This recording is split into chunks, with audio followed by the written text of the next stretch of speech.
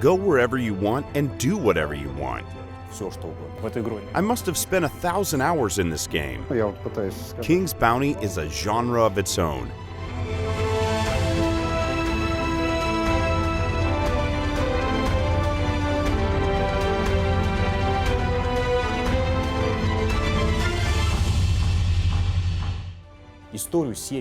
King's Bounty series has gone through 3 major stages.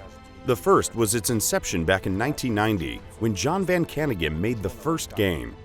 It became a milestone in the video game industry and paved the way for the Heroes of Might and Magic series.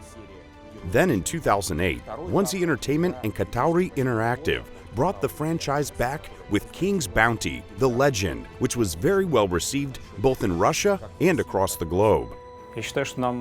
I think we were incredibly lucky to get a hold of such a reputable brand. It all began back when I'd been talking with Dmitry Gusarov, creator of another popular series, Space Rangers, about his next project. He showed me his drafts for a strategy game with turn-based combat, and at some point mentioned that he would love to create the next King's Bounty. I told him I'll think about it, and it all came together.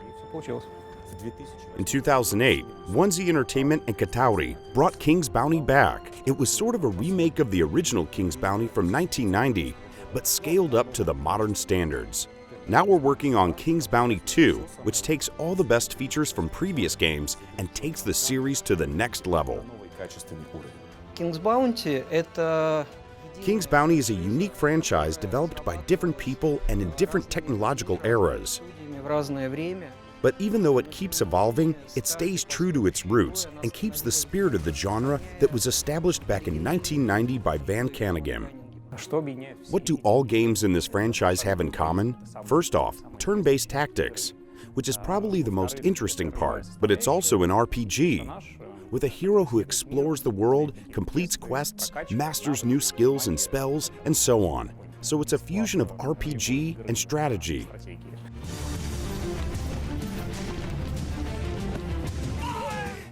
Only a few games have combat systems like that. King's Bounty, Heroes of Might and Magic, Early Age of Wonders. Also, Master of Magic had similar battles, but not quite the same. Turn-based combat, where you have an army, your enemy has an army, and the battle is fought between those two armies. All games in the series feature army-on-army turn-based combat, which has evolved significantly along the way. Back in Van Caneghem's game, it was quite simple, almost like chess, but with variable strength of the pieces. In King's Bounty 2008, these pieces gained many active and passive abilities, which allowed for a much wider variety of tactics. The battlefield has also evolved, from the square-based field in Van Caneghem's game to a hex grid in Katauri's game. Katauri's battlefield also reflected the environment where the battle took place. Now we're taking it even further. Our arenas are a one-for-one replica of the encounter area on the world map. Engine-wise, they actually take place on that exact territory. So if you start a fight with someone on a city street, the battle will happen on that very same street.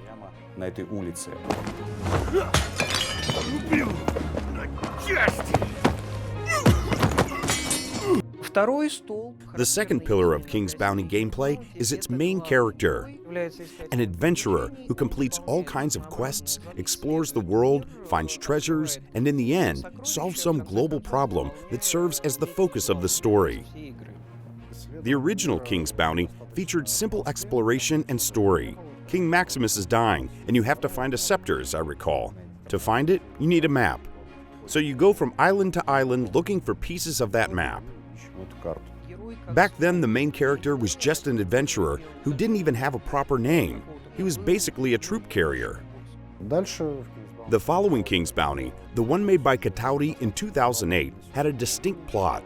At first, following the adventures of Bill Gilbert or one of his 2 alter egos. Then the story of Princess Amélie. It featured many well-written quests that let the players get a good feel for the world, its inhabitants, and their own character. In King's Bounty 2, we're sticking to this tradition. We have a great storyline, and the player always has a clear goal. The system of ideals is an integral part of the narrative because at certain points, some of the branches will open up and others will close, depending on what your ideals are and what choices you've made in the past. We hope that gamers will play King's Bounty 2 multiple times, using different protagonists, or maybe the same protagonist with a different set of ideals.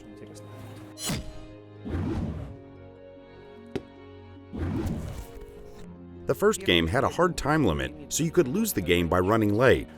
Correct, the difficulty setting determined how many turns you had to explore the world. But it turns out that if you could find a town that sells time-stop scrolls, you could work around this limit. I think it was the first time I actually analyzed the internal workings of the game and benefited from it. In King's Bounty 2, we decided not to introduce a time limit because we want players to explore our world without racing against the clock. We want them to experience our story at their own pace. We try to give most of our NPC their own little stories and tasks for the protagonist, but it's up to the players to decide if they want to get involved or not. In any case, we want to tell a story that's captivating and intriguing, that will really immerse the player in the dramatic events of our world.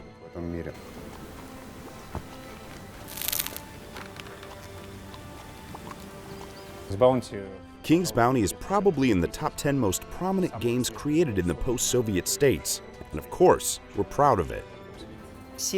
With each game, the series has become better and more elaborate, but the foundations, they stay the same. King's Bounty 2 is a true successor that respects this heritage while pushing the series forward. It really takes the next step in the RPG tactics genre. Even though King's Bounty 2 looks very different from previous titles in the series, and the story takes place in an entirely new world, this very much represents the genre that is King's Bounty.